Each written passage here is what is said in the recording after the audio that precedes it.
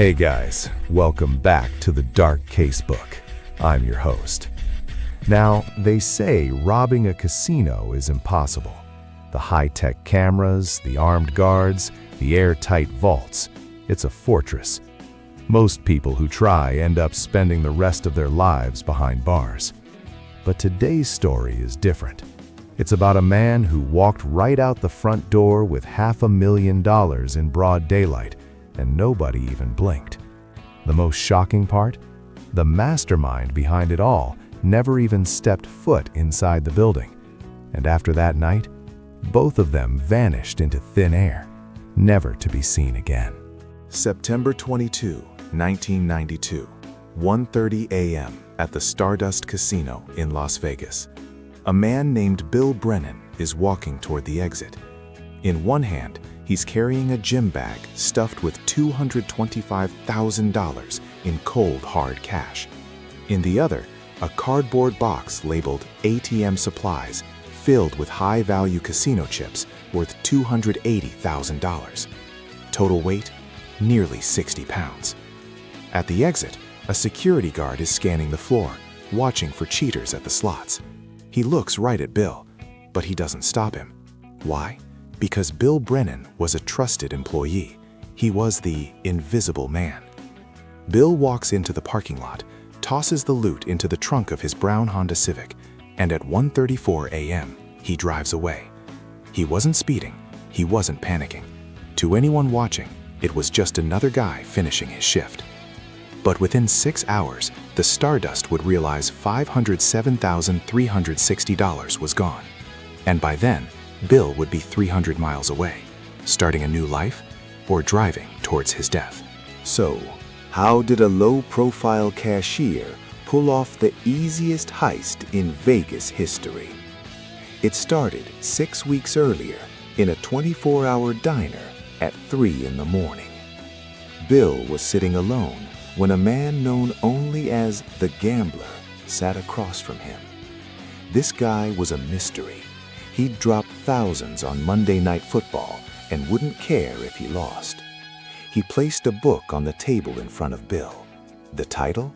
How to Vanish and Never Get Caught. The Gambler looked at Bill and said, "You count $500,000 every night, and what do you get? $8 an hour. Your boss makes $80,000 a year, and the casino makes millions. You're just a gear in the machine, Bill, and they don't even like you." See, Bill had recently been denied a promotion he deserved. That rejection was the spark. Over the next 6 weeks, they met 5 times in secret locations to map out the perfect crime. The Gambler gave Bill 3 golden rules.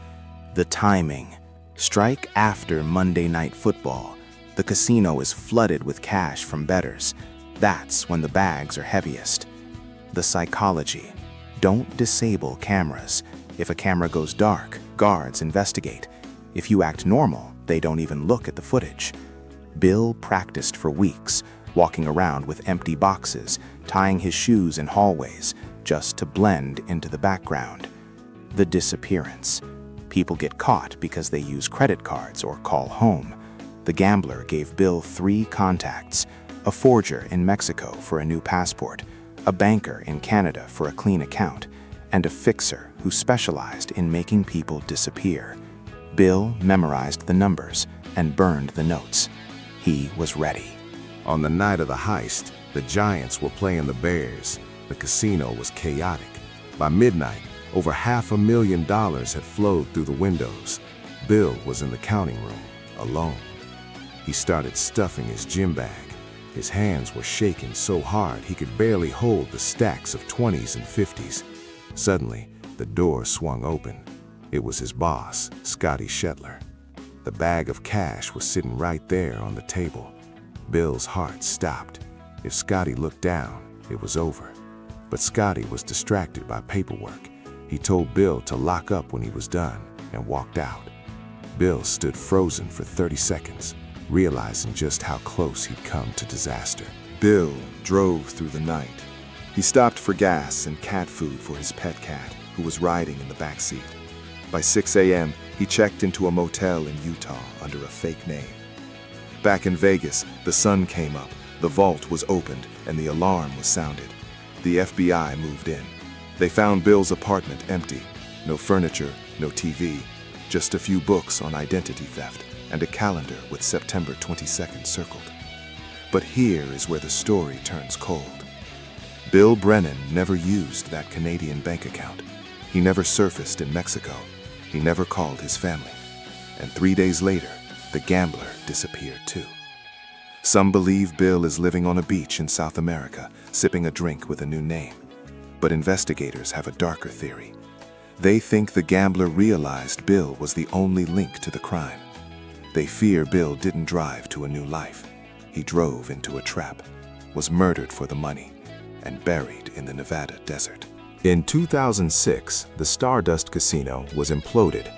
The building is gone, the witnesses have retired, and the case is officially cold. Bill Brennan remains one of the FBI's most successful fugitives, or one of the underworld's most forgotten victims. What do you think happened to Bill? Was he a mastermind or a pawn? Let me know in the comments below. If you enjoyed this deep dive into the archives of the Dark Casebook, make sure to hit that like button and subscribe for more true crime mysteries. I'm your host, and I'll see you in the next case.